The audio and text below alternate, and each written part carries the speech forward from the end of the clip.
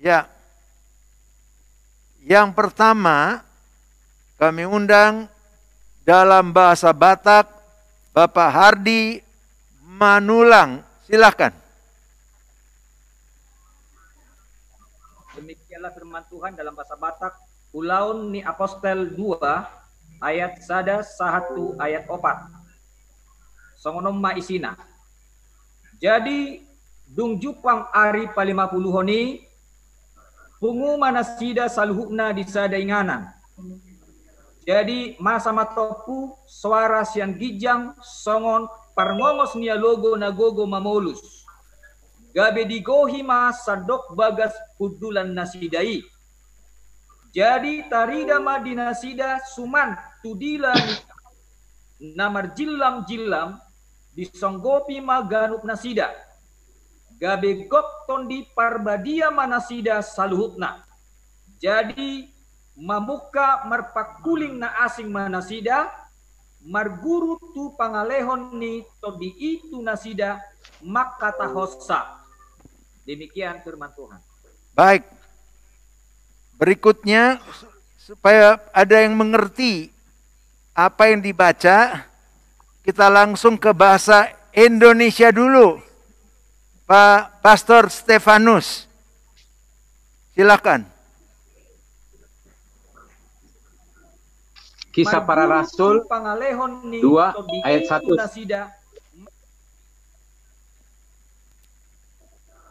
Ketika tiba hari Pentakosta, semua orang percaya berkumpul di suatu tempat. Tiba-tiba turunlah dari langit suatu bunyi seperti tiupan angin keras yang memenuhi seluruh rumah di mana mereka duduk. Dan tampaklah kepada mereka lidah-lidah seperti nyala api yang bertebaran dan hinggap pada mereka masing-masing. Maka penuhlah mereka dengan Roh Kudus, lalu mereka mulai berkata-kata dalam bahasa-bahasa lain, seperti yang diberikan oleh Roh itu kepada mereka untuk mengatakannya. Demikian firman Tuhan. Baik, Pak Marjono, bahasa Jawa. Kalau Wang Suli, makaten sabda pangandikanipun Gusti lelakoni para rasul pasal ingkang kaping kalih ayat 1 ngantos dumugi ayat ingkang kaping 2. Riyaya Pantekosta tumedhake Sang Roh Suci. Bareng ing dina riyaya Pantekosta, kabeh wong padha nglumpuk. Dumadakan ana swara saka ing langit, saemper sumuyuting angin gedhe, kang ngebaki sak omah kang kanggo lelungguhan. Banjur padha ndeleng ilat-ilating kaya uruping geni, kang ambyar lan nibani sakwiji-wijining wong mau kabeh. Tumuli kabeh padha kapenuan ing Roh Suci sarta banjur padha wiwit guneman nganggo basa-basa liya kang kawisakani dening Roh Suci supaya kalairake. Mekaten sabda pangandikanipun Gusti. Baik, terima kasih. Demikian firman Tuhan. Sekarang bahasa Nias dipimpin oleh Pastor Adi dari GKB Pamulang. Tadi dari GKB Wonogiri, sekarang GKB Pamulang. Bahasa Sunda. Bahasa Nias. Pastor Adi. Rasul-rasul 2 ayat 1 dupikeun ka 4. Oh, Pastor Dani. Demikian dauhan Gusti. Ya. Dina poe Pantekosta sakabe jelema-jelema anu geus percanten kararumpul di hiji tempat. Dumadak dukan aya sora ti langit. Ngaguruh lir angin barat. Sorana minuhan sakuliah imah anu keur calecing tea. Brek bae katembo ku aranjeunna aya anu peuting saliweur mangrupi letah-letah anu harurong lir saeuneun.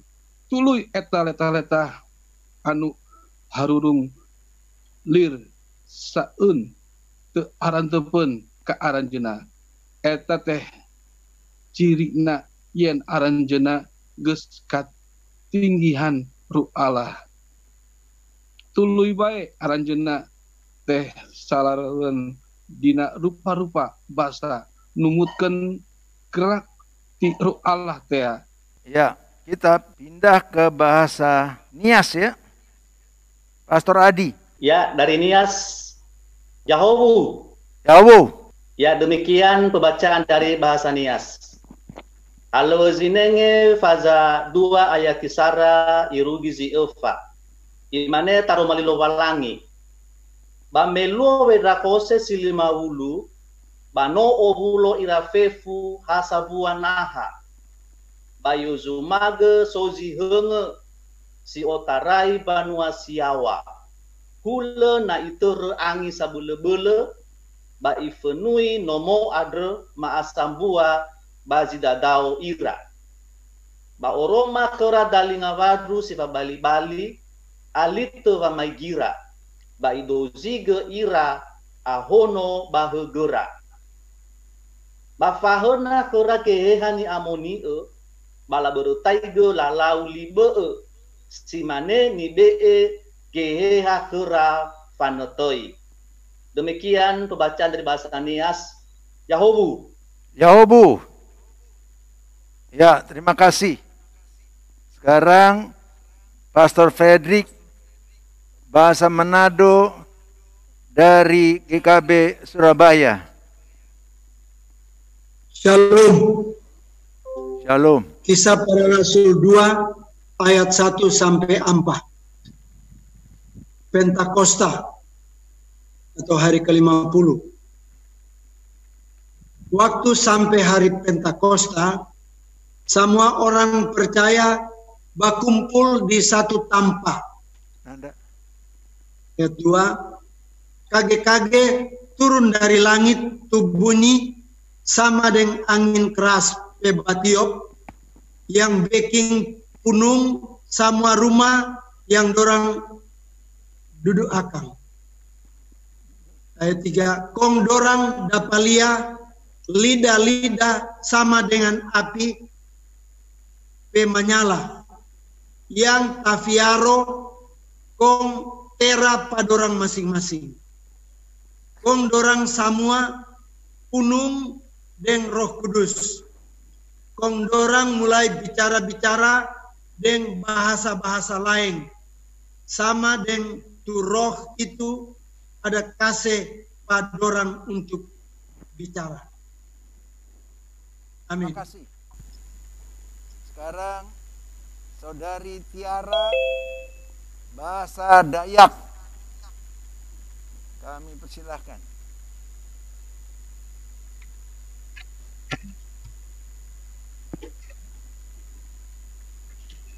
Kisah Para Rasul pasal asa ayat asa sampai 4. Waktu dako pas ano dako Pentakosta, samansok percaya bakumpur ka sete tampat. Tiba-tiba dari saruga adu bunyi uah angin kan niup karas da ngampano sada saman sadat ramin ko. Ka tempat ayuknya munyung. Lalu ayuknya nelek rata-rata uah nyala api kan ngamur lalu nyangkap ke ayuknya masing-masing.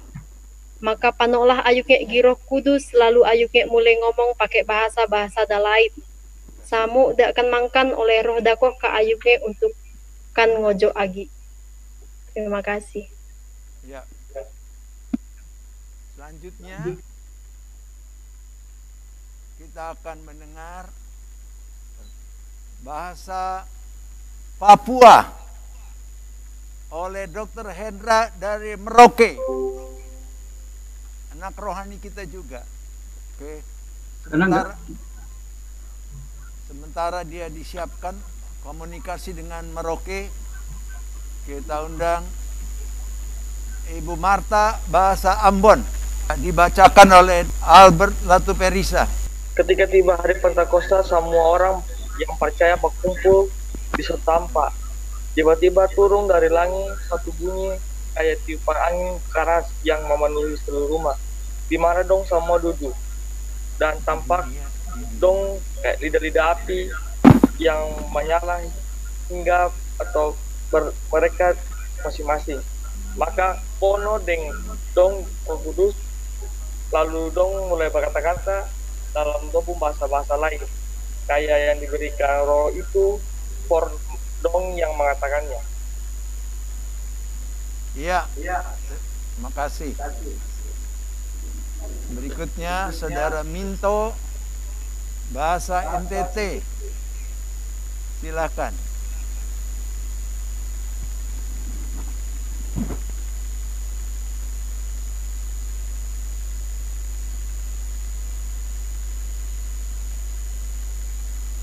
Minto handphonenya di mute dulu, Minto.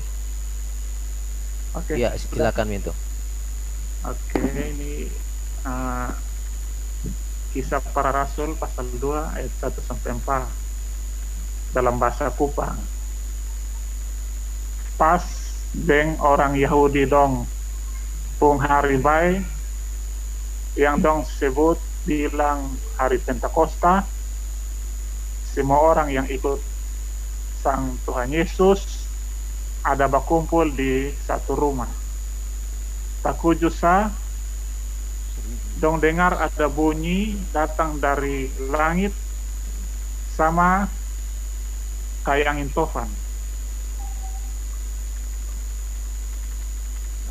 Baik. Sama kayak angin tofan, itu bunyi terlalu besar sampai orang dong di situ sonde bisa dapat dengar orang lain punya suara. Oh, iya. Habis Jul dong dapat lihat ada ke api menyala tak bagi-bagi di atas dong satu-satu. Jul dong semua tak kena Tuhan Allah pun roh.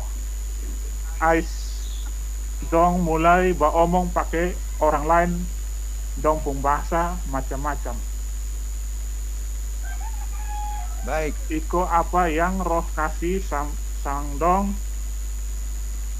ko omong.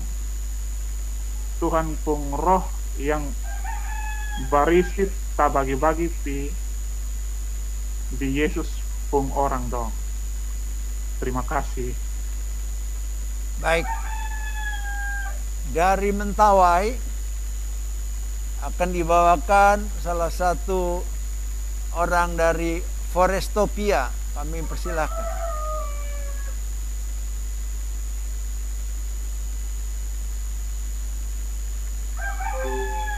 Pak Nanda, suara Father tidak keluar.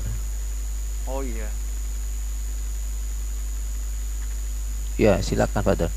Dari Forestopia membawakan bahasa Mentawai. Silakan.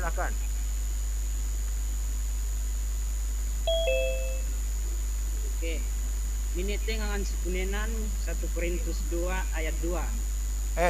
Kele ayat bukan, salah. Kisah Rasul 2.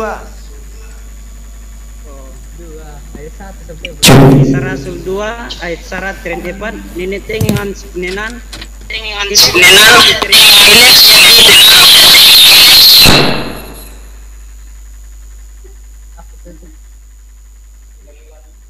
Ya, ulang. Oke. Kisah Rasul syarat teret depan netengan sepenenan kele ayali teterenya gogo si Pentakosta paru nangalewet si pas ngamberi sematon embaga katubut Tuhan Yesus kasara keduan nya geti tulut maparidangan sipu uku kamanua ka kele ipuku rusa simapiren mat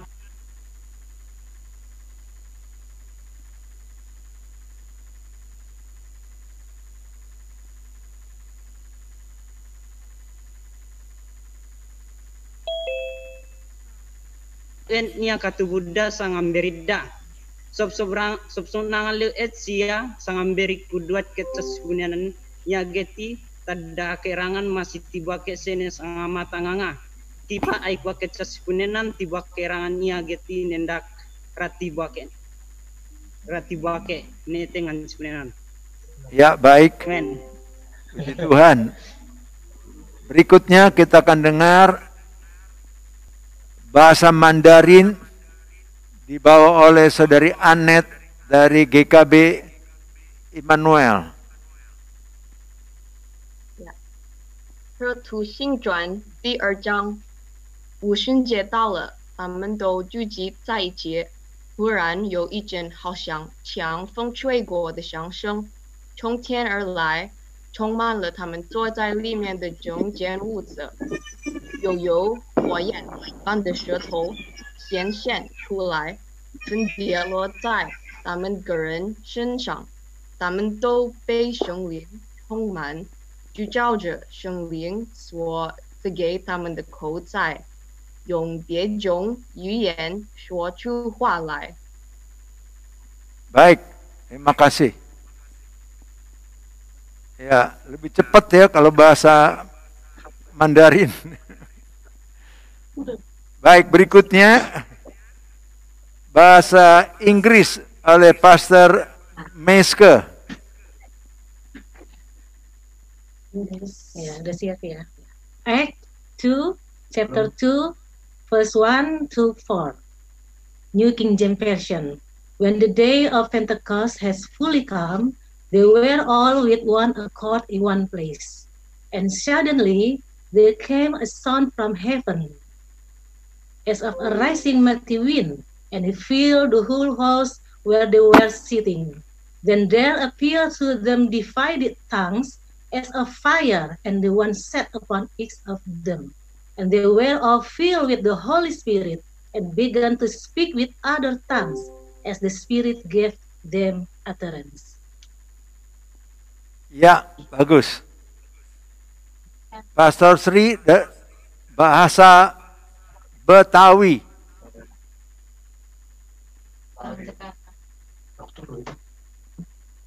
Ini Betawi, ini Betawi. Ya.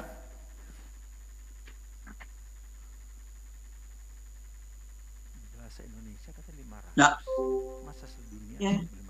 Kisah Para Rasul 2 ayat 1 sampai 4. Pas datang hari Pentakoste, semua orang percaya pada ngumpul di satu tempat. Turunlah dari langit suatu suara kayak tiupan angin keras yang menuhi semua rumah di mana mereka pada duduk. Terus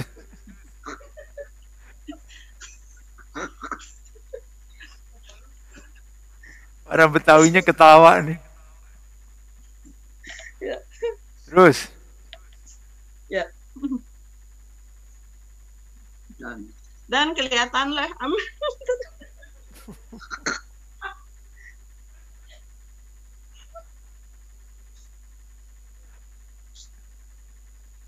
ya, ya. Ya, gitu. Dan kelihatanlah mereka lidah-lidah kayak nyale api yang bertebaran dan hinggap pada mereka masing-masing. Maka penuhlah mereka dengan Roh Kudus, lalu mereka mulai berkata-kata dalam bahasa lain, kayak yang dikasihin ame Roh itu kepada mereka untuk mengatakannya. Ya, baik. Puji Tuhan. Ibu Pastor Sri ini latar belakangnya orang Betawi yang sudah Betawi asli, yang sudah percaya Yesus. Sekarang jadi gembala dengan sarjana teologinya sampai dokter teologi S3. Puji Tuhan. Mari sekali lagi kita baca bahasa Alkitabnya, dalam bahasa Indonesia. Saya kira Pak Pastor Stefanus tolong mengulanginya. Baik, mari kita baca Kisah Para Rasul 2 ayat 1 sampai 4, Pentakosta. Ketika tiba hari Pentakosta, semua orang percaya berkumpul di satu tempat. Tiba-tiba turunlah dari langit satu bunyi seperti tiupan angin keras yang memenuhi seluruh rumah di mana mereka duduk. Dan tampaklah kepada mereka lidah-lidah seperti nyala api yang bertebaran dan hinggap pada mereka masing-masing. Maka penuhlah mereka dengan Roh Kudus, lalu mereka mulai berkata-kata dalam bahasa-bahasa lain seperti yang diberikan oleh Roh itu kepada mereka untuk mengatakannya. Amin. Amin. Baik. Jemaat yang kekasih, hari ini kita sedang mengadakan acara peringatan Hari Pentakosta. Kami di GKB Emmanuel melakukan kegiatan dengan persyaratan new normal. Baik, mari kita akan dengarkan kebenaran firman Tuhan. Dalam Kisah 2 ayat 1 sampai 4 itu tentang Roh Kudus dicurahkan dan begitu banyak orang dari berbagai bahasa yang kumpul bersama-sama dan mereka mendengarkan firman Tuhan.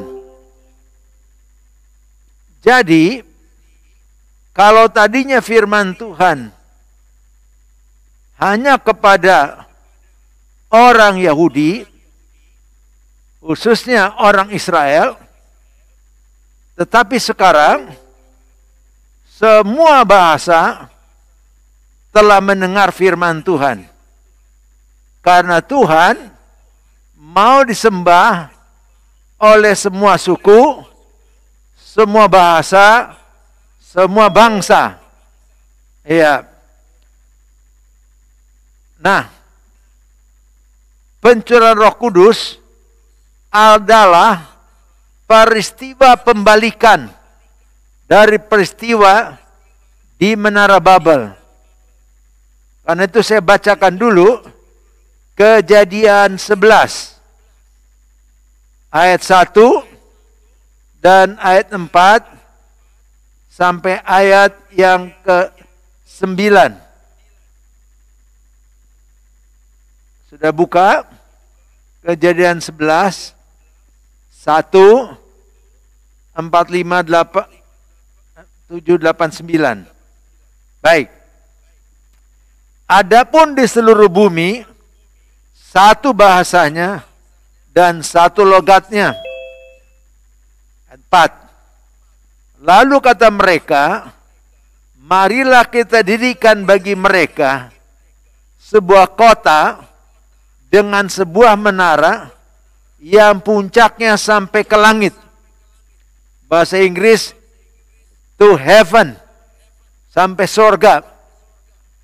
Dan marilah kita cari nama, supaya kita jangan terserak ke seluruh bumi. Ayat 5. Lalu turunlah Tuhan untuk melihat kota dan menara yang didirikan oleh anak-anak manusia itu.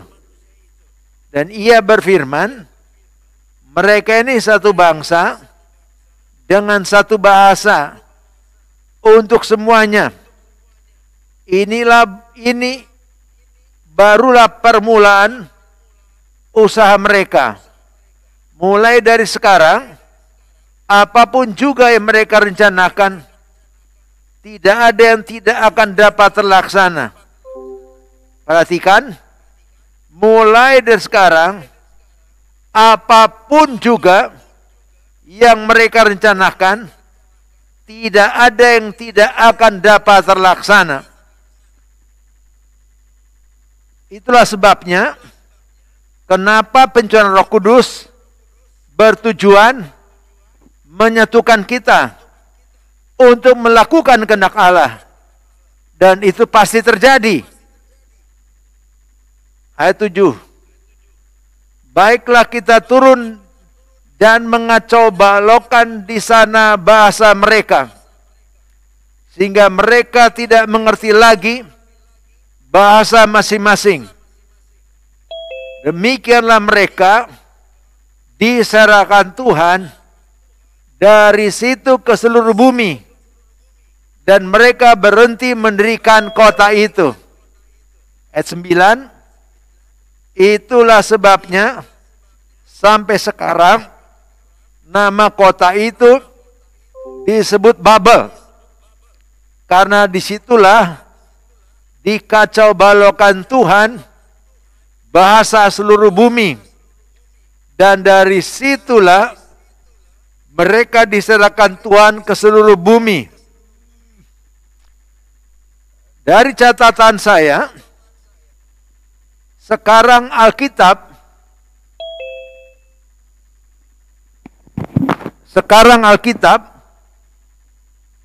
sudah diterjemahkan ke dalam 1548 bahasa. Saya ulangi lagi, kedengaran enggak? 1548 bahasa. Artinya, sekarang hampir seluruh bahasa di dunia sudah punya Alkitabnya masing-masing. Inilah rencana Tuhan supaya semua suku, semua bahasa, semua bangsa menyembah Tuhan. Artinya, Tuhan mau disembah sesuai dengan bahasa, budaya, dan suku tiap bangsa di dunia. Nah, untuk mengerti kekacauan yang mereka buat, saya baca lagi ayat yang keempat. Juga kata mereka, marilah kita mendirikan bagi kita sebuah kota. Yang kedua, dengan sebuah menara yang puncaknya sampai ke langit. Ketiga, dan marilah kita mencari nama. Keempat, supaya jangan terserak ke seluruh bumi.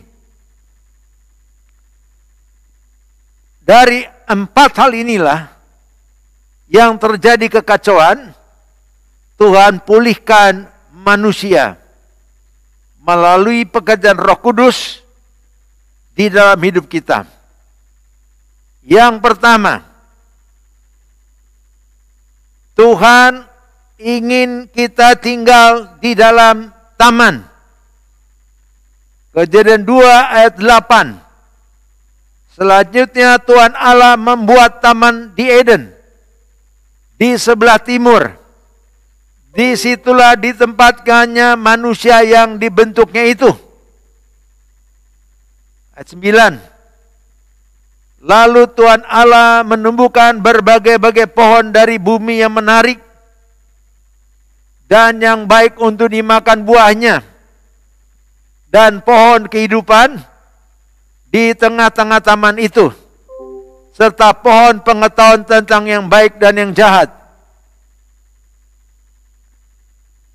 Di ayat 10 sampai ayat yang ke-13, di situ dikatakan, dari Eden keluar sungai dengan 4 cabang. Pison, Gihon, Tigris, dan Efrat. Mengapa manusia perlu di taman?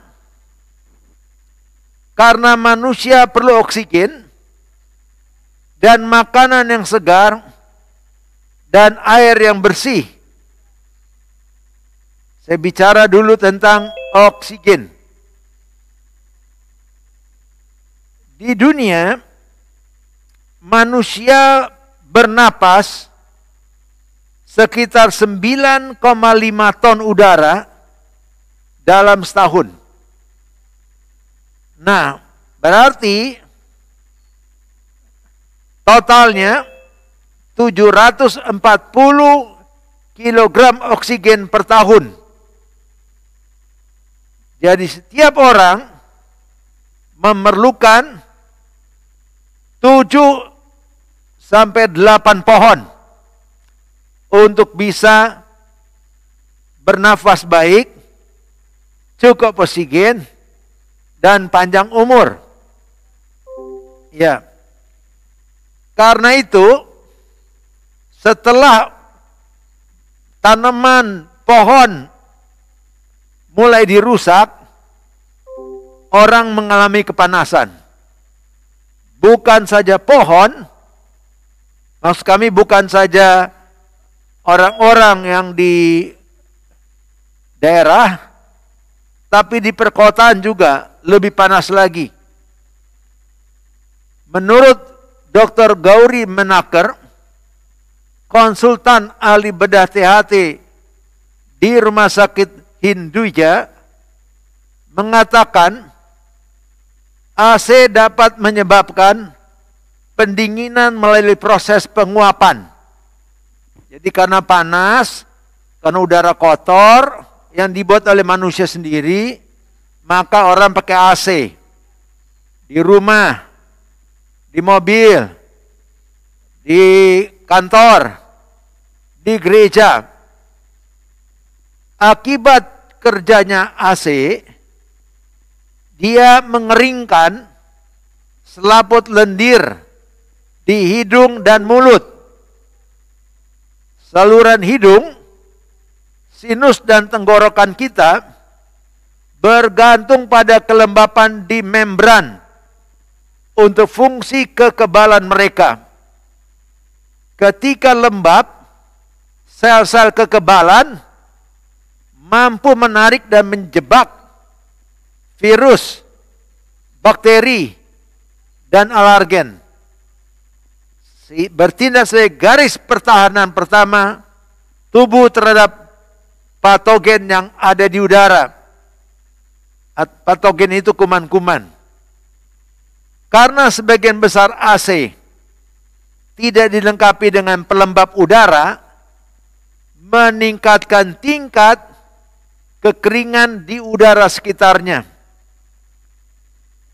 Paparan yang terus-menerus dan langsung ke udara yang dingin dan kering ini dapat merusak kulit, menghilangkan elastisitasnya, menjadikannya gatal, bersisik, dan menua. Tidak sedikit kulit mengalami dermatitis, infeksi alergi pada kulit, dan eksim adalah umum di antara mereka yang menghabiskan berjam-jam di udara kering, dingin, dan udara yang diputar, kata dokter kulit. Nah, Dr.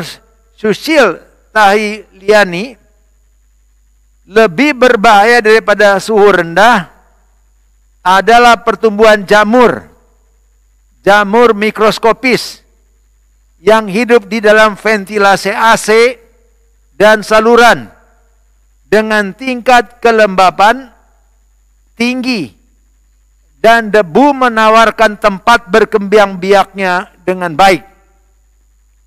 Sementara filter yang dipasang di unit AC dirancang untuk mencegah penyebaran bakteri dan virus. Jika tidak dibersihkan secara teratur, akan ada akumulasi penumpukan polutan dari waktu ke waktu. Mereka akhirnya menampung bakteri. Karena itu adalah udara daur ulang yang sama yang diedarkan kembali sepanjang hari. Kita akhirnya menghirup virus dan infeksi yang dari udara. Idealnya filter harus dibersihkan sebulan sekali. Kalau kita mau bersih. Ya. Jadi ini bicara udara. Berbahagialah mereka yang tinggal di tempat tidak pakai oksigen, tidak pakai air condition, di udara yang fresh, segar, maka itu bersyukur mereka yang tinggal di Forestopia dan di tempat-tempat yang sejuk. Usahakanlah kalau ada rumah, tanam tanaman-tanaman yang menghasilkan oksigen. Ya, supaya kita tahu tetap sehat. Yang kedua, selain masalah oksigen, kita perlu makanan yang sehat. Makanan yang sehat harusnya tidak diproses. Jadi fresh. Tanaman yang kita makan langsung seperti ketimun, tomat, dan buah-buahan dari taman. Karena itu ingat 4 hal. Jangan makan yang tidak diproses. Baik roti, kue kering, atau tart, dan sejenisnya. Yang tidak digoreng. Kerupuk, gorengan, itu hindari. Minyaknya tidak bagus. Yang tidak dibakar. Ayam goreng, sate kambing, sate ayam yang dipanggang. Kalau mau di-ovenkan, jangan dibakar, sebab menurut keterangan lemak yang jatuh ke api dia naik lagi, bersifat karsinogenik. Yang keempat, tidak diawetkan, dikalengkan. Itulah makanan-makanan yang harus kita ketahui untuk dihindari. Karena itu makanlah makanan yang sehat. Dari 7 jenis dan warna. Misalnya, tomat, ketimun, salada, terong, paprika, wortel, kol. Itu makanan-makanan panjang umur. Yang 4 tadi makanan yang menimbulkan penyakit dan umur pendek. Lalu 5 jenis dan warna buah. Alpukat, pepaya, jeruk, mangga, nanas, kelapa, manggis, dan selanjutnya. Jadi kalau kita perlu yang namanya lemak, ambil lemak nabati, yaitu alpukat,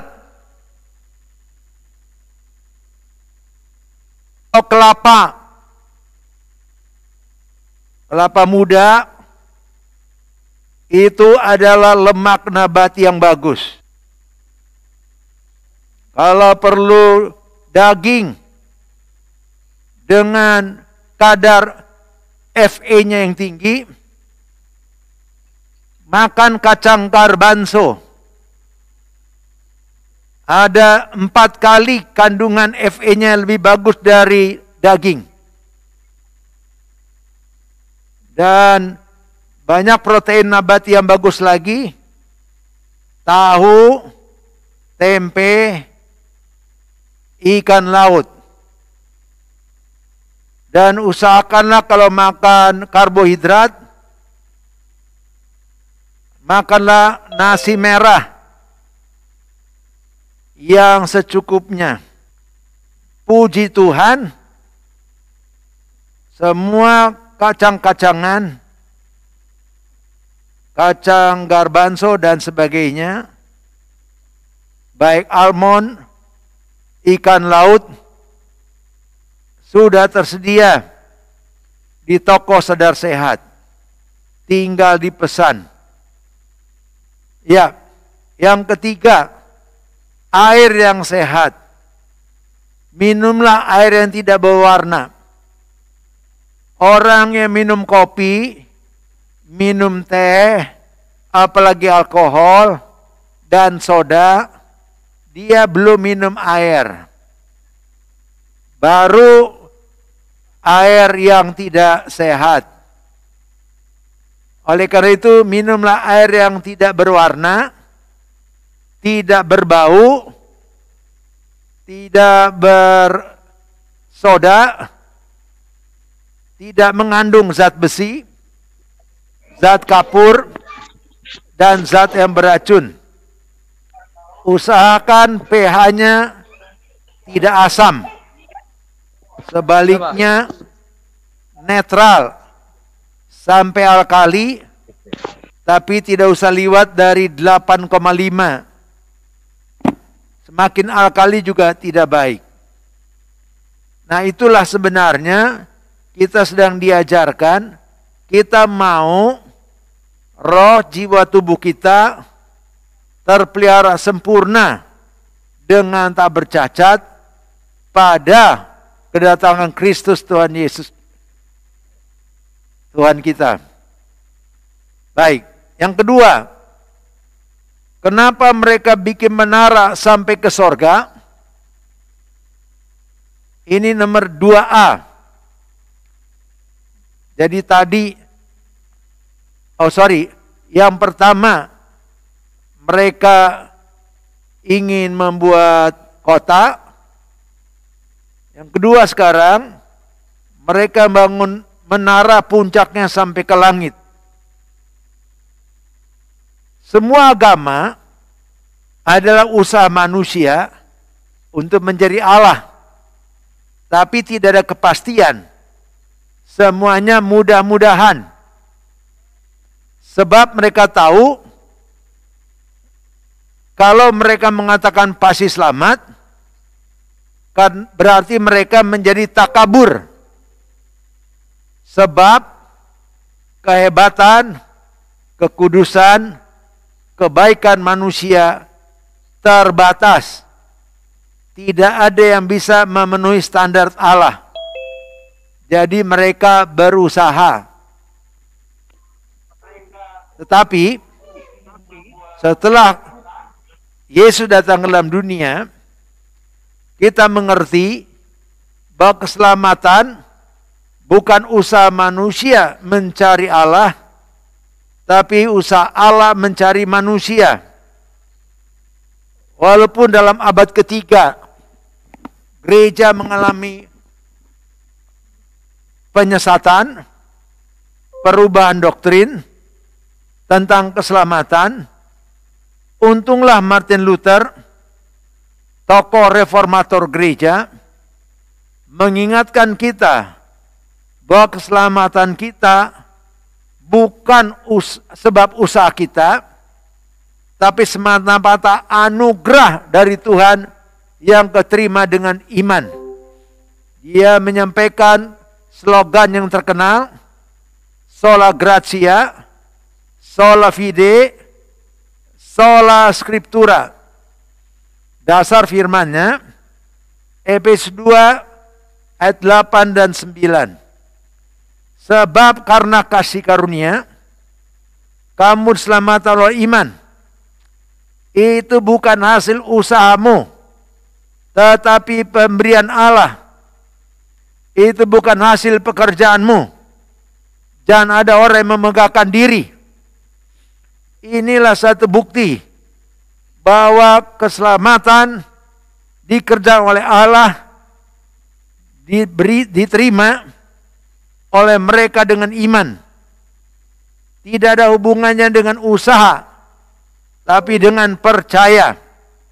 Karena demikian besar kasih Allah atas dunia ini, sehingga dikaruniakanlah anak yang tunggal, supaya setiap orang yang percaya padanya tidak binasa, melainkan beroleh hidup yang kekal. Yang kedua B, Mengapa mereka membuat menara sampai ke surga? Karena mereka mencoba dengan cara sendiri untuk mencapai surga.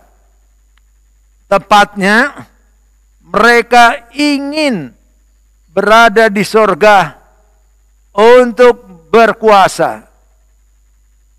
Keinginan iblis yang tidak berhasil diteruskan kepada manusia yang bisa dipengaruhinya. Saya bacakan Yesaya 14 ayat 12 sampai dengan 14. Kita buka Yesaya 14 12 sampai 14. Ya. Wah, engkau sudah jatuh dari langit, hai bintang timur putra fajar. Engkau sudah dipecahkan dan jatuh ke bumi, hai yang mengalahkan bangsa-bangsa. Engkau yang tadinya berkata dalam hatimu, aku hendak naik ke langit. Dalam bahasa Inggrisnya, naik ke sorga, to heaven. Aku hendak mendirikan tahtaku, mengatasi bintang-bintang Allah, dan aku hendak duduk di atas bukit pertemuan, jauh di sebelah utara. 14. Aku hendak naik mengatasi ketinggian awan-awan, hendak menyamai tinggi. Inilah kehendak iblis, naik ke sorga, mau sama dengan Allah. Tapi mereka gagal. Karena itu Yesus mengatakan, akulah jalan dan kebenaran dan hidup. Tidak seorang pun datang pada Bapa kalau tidak melalui aku. Nah, yang ketiga, ya saya ulangi, yang pertama tadi apa? Membangun kota. Yang kedua, mereka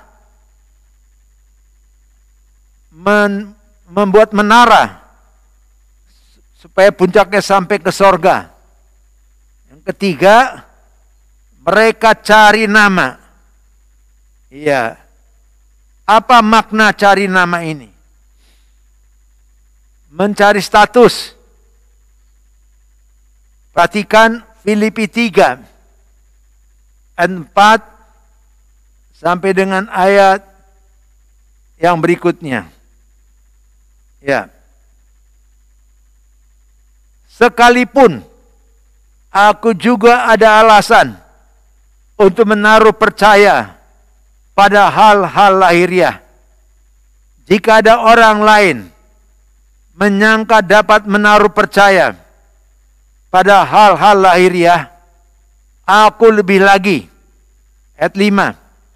Disunat pada hari ke-8 dari bangsa Israel, dari suku Benyamin, orang Ibrani asli, tentang pendirian terhadap hukum Taurat, aku orang Farisi. Ya, dia menunjukkan kehebatannya semua. Tentang kegiatan, aku penganiaya jemaat. Tentang kebenaran dalam mentaati hukum Taurat, aku tidak bercacat. Tetapi apa yang dahulu merupakan keuntungan bagiku, sekarang kuanggap rugi karena Kristus. Malahan segala sesuatu kuanggap rugi karena pengenalan akan Kristus Yesus Tuhanku lebih mulia daripada semuanya. Oleh karena dialah aku telah melepaskan semuanya itu dan menganggapnya sampah supaya aku memperoleh Kristus. Ya, ayat 9-10. Dan berada dalam dia, bukan dengan kebenaranku sendiri, karena mentaati hukum Taurat, melainkan dengan kebenaran, karena kepercayaan kepada Kristus, yaitu kebenaran yang Allah anugerahkan berdasarkan kepercayaan. Yang kau kehendaki ialah mengenal Dia dan kuasa kebangkitannya dan persekutuan dalam penderitaannya, di mana aku menjadi serupa dengan Dia dalam kematiannya. Jadi ingat, banyak orang tidak mengerti pengertian to be, to have, to do. Banyak orang berbuat sesuatu dulu, to do, supaya mendapat sesuatu, dan baru dapat nama, dapat pengakuan, dapat penghargaan. Jadi dunia berbuat sesuatu supaya mendapat sesuatu, baru mendapat pengakuan. Dalam Tuhan, kita harus diakui oleh Tuhan lebih dahulu. Baru diberi kuasa, baru bisa pelayanan. Jadi jangan merasa dengan banyak pelayanan baru diakui Tuhan. Salah. Saudara harus mengerti, tidak ada seorang pun diberikan kuasa sebelum dia diakui sebagai anak Allah. Jadi pengakuan dari sorga dulu buat saudara, baru saudara memiliki kuasa sorga, fasilitas sorga, baru pelayanan. Bukan pelayanan supaya mendapat sesuatu, supaya dihargai. Bukan itu cara Tuhan. Itu adalah cara dunia. Ya, maka itu banyak orang berbuat ini, berbuat itu supaya dapat nama. Tidak perlu. Waktu kita percaya Yesus, kita diberi nama Anak Allah. Itu nama yang tertinggi yang manusia bisa dapat. Bahkan dalam Zion kita disamakan dengan anak sulung. Mari kita lihat yang keempat. Penuhilah bumi. Kejadian 1 ayat 28. Allah memberkati mereka. Lalu Allah berfirman pada mereka, beranak cuculah dan bertambah banyak. Penuhilah bumi dan taklukkanlah itu. Berkuasalah atas ikan-ikan di laut dan burung-burung di udara dan atas segala binatang yang merayap di bumi. Sementara maunya mereka, kita bikin kota biar padat, pohon dipotong, lalu cari jalan ke surga dengan usaha sendiri, cari nama, cari status, cari kehormatan, supaya jangan terserah ke seluruh bumi. Padahal Tuhan katakan kita harus memenuhi bumi. Ya, itulah yang Tuhan mau. Ya. Nah, oleh karena itu saya sampaikan topik tadi, Roh Kudus dicurahkan untuk mensatukan umat manusia. Baik, Tuhan tahu tepatnya dan waktunya. Waktunya adalah dalam peristiwa Paskah. Paskah adalah waktu bangsa Israel keluar dari Mesir, keluar dari perbudakan. Di hari itulah mereka mengadakan acara di rumah masing-masing. Tapi kemudian 50 hari berikutnya sesudah Kristus mati, maksud kami sudah Yesus bangkit, maka seluruh orang kumpul untuk merayakan hari raya 7 minggu. Kalau sekarang perjanjian baru namanya Pentakosta. Karena hitungannya tidak dengan minggu, tapi dengan hari. Disitulah semua orang berkumpul. Jadi Tuhan tahu waktu yang tepat dan tempat yang tepat, yaitu Yerusalem. Maka itu dengarkan pesan ini. Roh Kudus dicurahkan untuk mempersatukan umat manusia. Mempersatukan umat dari berbagai suku, bahasa, dan bangsa menjadi satu dalam Kristus. Mungkinkah itu terjadi? Baik, kita baca keterangannya. Paulus dalam pelayanannya sering membedakan perbedaan Yahudi dan non-Yahudi. Bahkan Paulus diutus oleh Roh Kudus untuk menjangkau orang-orang yang bukan Yahudi. Kisah Rasul 13 ayat 2. Pada suatu hari ketika mereka beribadah kepada Tuhan dan berpuasa, berkatalah Roh Kudus, "Khususkanlah Barnabas dan Saulus bagiku untuk tugas yang telah kutentukan bagi mereka." Jadi jelas Tuhan mengkhususkan kalau Petrus ke Yahudi, Paulus ke non-Yahudi. Tapi di kitab Efesus 2 ayat 19, firman Tuhan katakan, "Demikianlah kamu bukan lagi orang asing dan pendatang, melainkan kawan sewarga dari orang-orang kudus dan anggota-anggota keluarga Allah."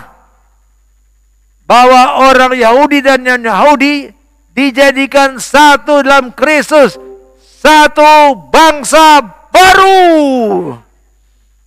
Ayat 15, melalui kematian Kristus, apa yang dilakukan untuk menciptakan keduanya menjadi satu manusia baru dalam dirinya, dalam Kristus. Dan dengan itu mengadakan damai, menurunkan damai sejahtera. Demikian juga dengan Petrus. Petrus mengatakan dalam 1 Petrus 2 ayat 9, "Tetapi kamulah bangsa yang terpilih, imamat yang rajani, bangsa yang kudus, umat kepunyaan Allah sendiri." Sehingga pola pikir kita, mindset kita, tidak boleh lagi berpikir saya orang Indonesia, kamu orang bule, kamu orang Malaysia, kamu orang Jepang, kamu orang India. Hal tersebut tidak berlaku lagi. Di Indonesia, kamu Batak, kamu Jawa, dan selanjutnya. Tidak boleh ada lagi. Sebab kita semua satu dalam Kristus. Tidak boleh ada lagi bicara latar belakang suku, ras, dan kelompok. Kita semua menjadi satu kelompok, yaitu garis keturunan Kristus. Di dalam gereja, seringkali kita mengenal strata sosial. Yang miskin duduk sama yang miskin. Yang kaya duduk sama yang kaya. Dibilang itu wajar dalam kehidupan manusiawi.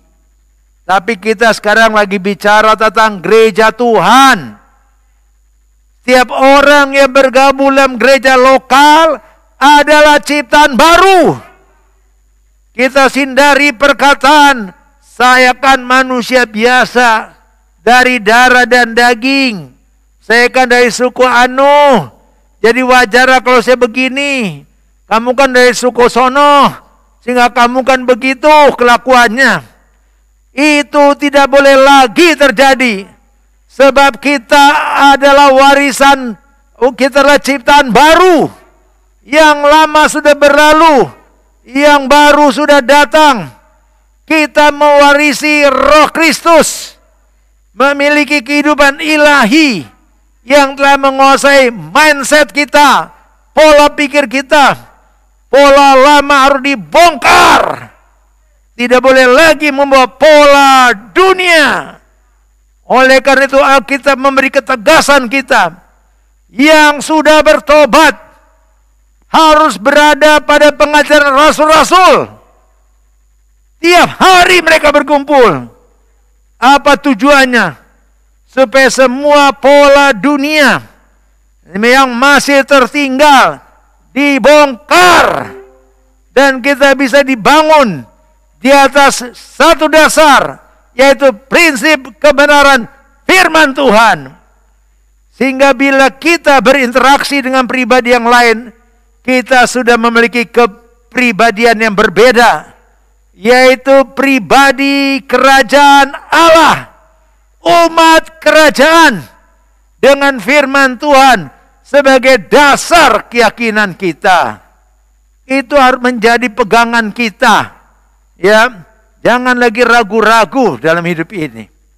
Oleh karena itu, saya sampaikan pesan, kalau saja kita sudah mempunyai pengertian demikian, maka tidak lagi benteng-benteng perbedaan, tidak lagi kaya dan miskin, tidak lagi suku ini dan suku sana. Kita adalah ciptaan baru, yang lama sudah berlalu. Ingat prinsip itu. Nah, jadi bagaimana membangun kebenaran itu? Adakah kita bisa melihat jemaat seperti itu? Bisa. Yang pertama, itu terjadi dalam diri para gembala, para pemimpin jemaat. Ya. Selama kita masih pakai pola lama, karena saya orang Batak, maka pekerja saya dan aktivis saya orang Batak. Tidak boleh. Saya orang Tionghoa, maka semua tim saya Tionghoa. Tidak boleh. Jangan membiarkan tembok-tembok pemisahan. Jangan sampai di gereja ada yang merasa saya warga gereja nomor 2. Kita tidak boleh punya pengertian demikian. Maka itu kita bersyukur hari ini. Semua bahasa, tidak seluruhnya tapi sebagian besar yang ada di GKB bisa mempunyai hak membaca Alkitab dengan bahasanya masing-masing. Karena kita yang tunjukkan kita ini setara. Ya. Nah, oleh karena itu biarlah yang naik angkot jangan duduk sama yang naik angkot. Yang naik Alphard jangan duduk sama yang naik Alphard. Bercampurlah, ya. Kalau tidak begitu nanti kita menjadi bikin tembok-tembok pemisahan. Yang satu keluarga kumpul dengan keluarga, nggak mau gabung sama keluarga lain. Membaur. Ini saatnya kita harus belajar, ya. Nah, untuk itu kita harus tahu, walaupun Yesus dari keturunan Yehuda, orang Yahudi, tapi dia tidak pernah menjadikan dirinya Tuhan atas satu suku saja. Karena itu tidak ada satu bangsa pun yang boleh berkata saya lebih super dari yang lain, yang pernah dibuat oleh bangsa Jerman dengan mengatakan Jerman uber alles di atas segalanya. Tidak boleh. Itulah awal dari perang dunia kedua. Karena merasa mereka paling hebat dari suku Arya. Tidak boleh. Ya, mungkin ada yang kulitnya lebih putih atau kulitnya lebih gelap. Tidak ada satu pun yang boleh berkata saya lebih super. Oleh karena kita semua ada dalam satu ras, yaitu ras manusia. Kalau kita orang percaya, kita harus tahu bahwa kita menjadi ras yang berbeda, yaitu ras lahir baru. Di dalam Alkitab dikatakan kita menjadi manusia baru oleh karena mengalami ciptaan yang baru. Yang lama sudah berlalu. Kita tidak hidup lagi dari yang diwarisi Adam yang telah jatuh dalam dosa. Tetapi kita mendasarkan hidup kita dari apa yang telah Yesus kerjakan seluruhnya. Itu sebabnya hal rasialis bisa saja terjadi di dalam semua bangsa. Baik bangsa berkembang, Afrika, Mesir, Amerika, ya, Jerman, ya. Walaupun Amerika mengatakan mereka negara demokratis, tapi masalah rasialis tetap ada. Selama gereja tidak menunjukkan kasih Kristus di tengah dunia, maka kesamaan ini akan, perbedaan ini akan menjadi perbedaan yang membentengi manusia dengan satu untuk bisa bersama-sama dan menyatu. Sebab, dengarkan baik-baik, dalam Kristus tidak lagi dibedakan berdasarkan warna kulit atau stratanya. Jadi tidak ada lagi perbedaan antara kita. Sebab kita dilahirkan oleh roh yang sama, mewarisi darah yang sama. Siapa yang melahirkan kita? Roh Kudus. Darah siapa yang mengalir dalam diri kita? Darah Yesus.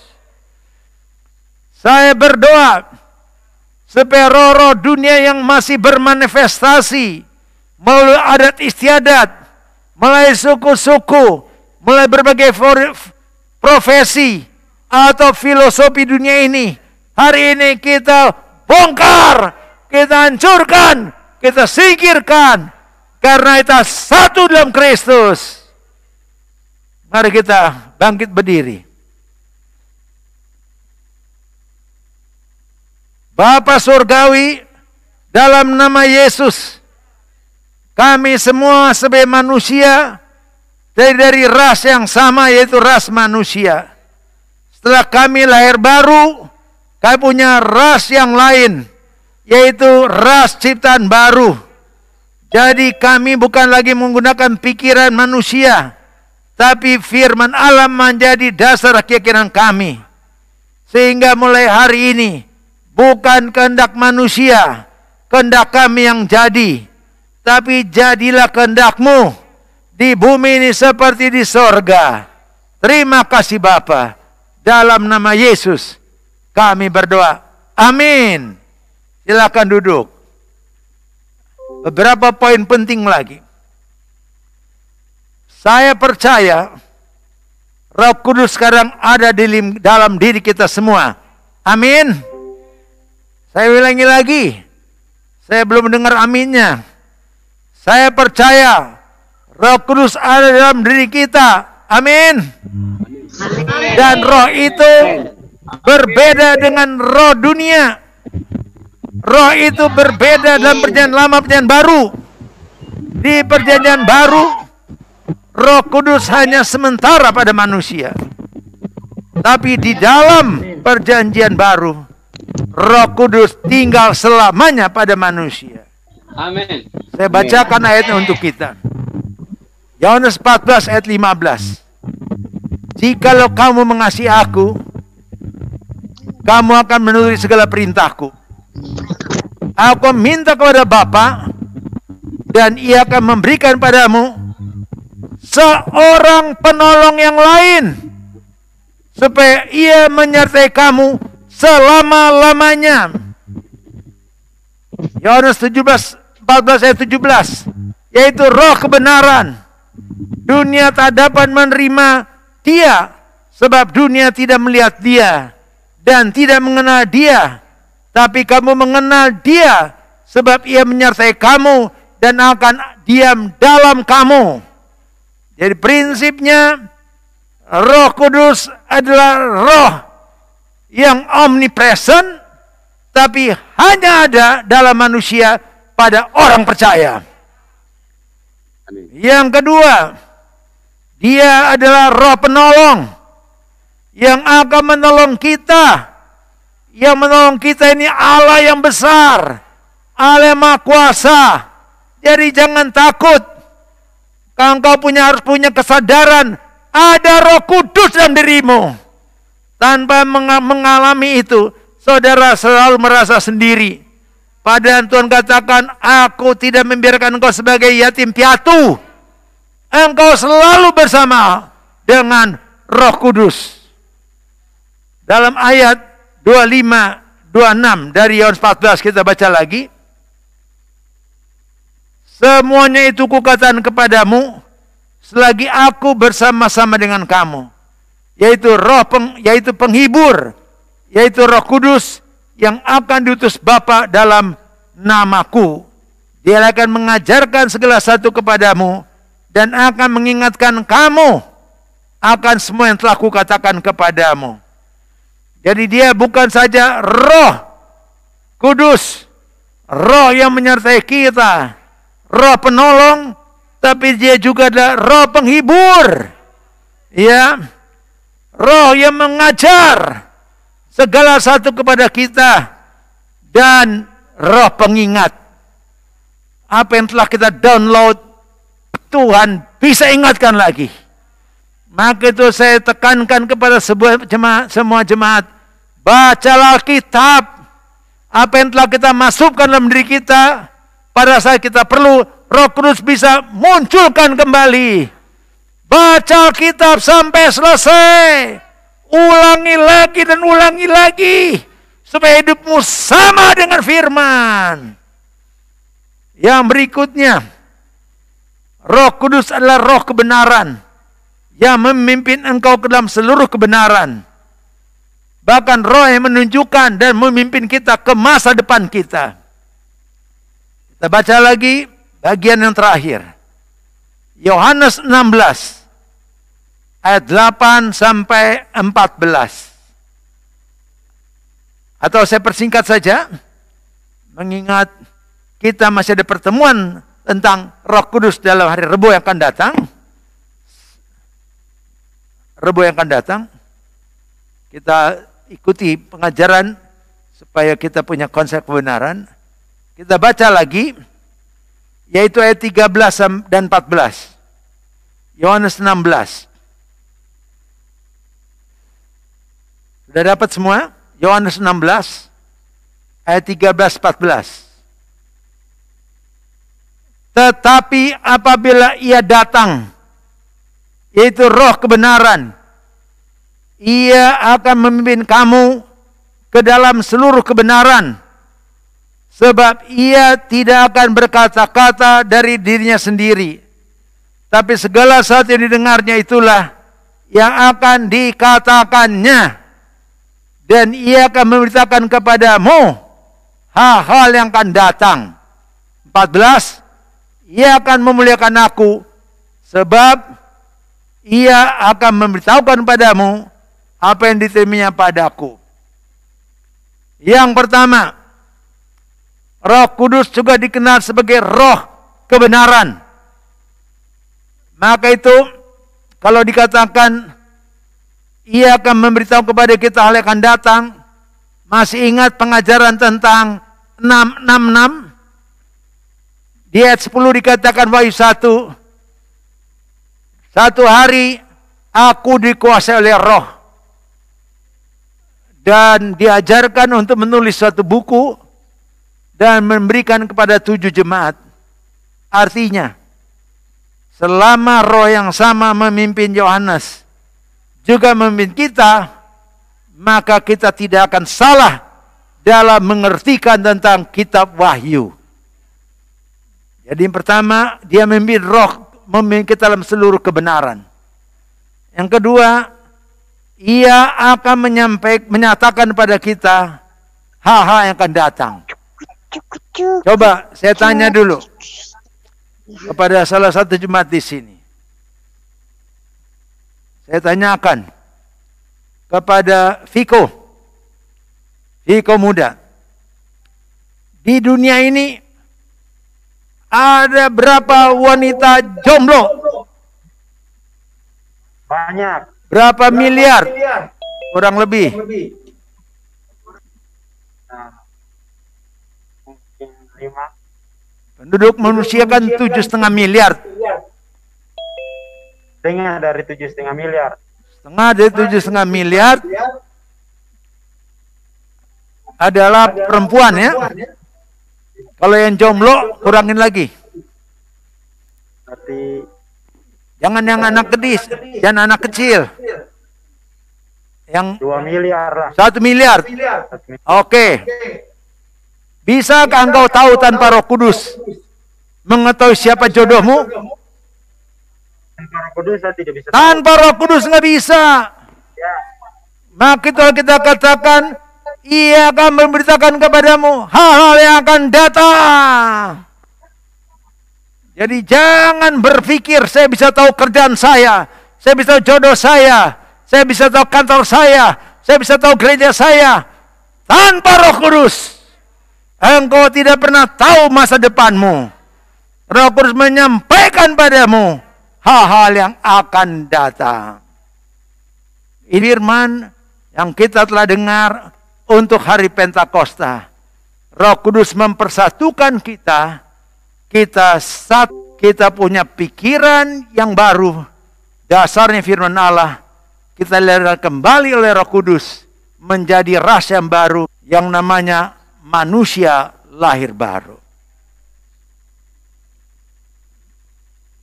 Saya akan menyerahkan Pak Randy Lapian untuk memimpin 2 lagu sebelum kita masuk ke dalam doa syafaat yang dipimpin oleh Pastor Feston dari Surabaya. Pak Randy Lapian. Shalom semuanya, selamat hari Pentakosta. Firman Tuhan yang luar biasa menguatkan, meneguhkan bahwa Roh Kudus hadir terus dalam kehidupan kita. Satu pujian bagi kemuliaan nama Tuhan. Yesus, Kau sungguh baik. Yesus, namamu indah. Yesus, ku cinta Kau selalu. Ku agungkan selamanya. Yesus, Kau sungguh baik. Yesus, namamu indah. Yesus, ku cinta Kau selalu. Ku tinggikan, ku agungkan selamanya. Ku mau memujimu, ku selalu pujimu. Ku mau menyembahmu, ku selalu sembahmu. Kau yang layak terima semua pujian, kemuliaan hanya bagi Tuhan. Nyanyi sama-sama yuk. Yesus, Kau sungguh baik. Yesus, namamu indah. Yesus, ku cinta Kau selalu. Ku tinggikan, ku agungkan selamanya. Ku mau memujimu, ku selalu pujimu.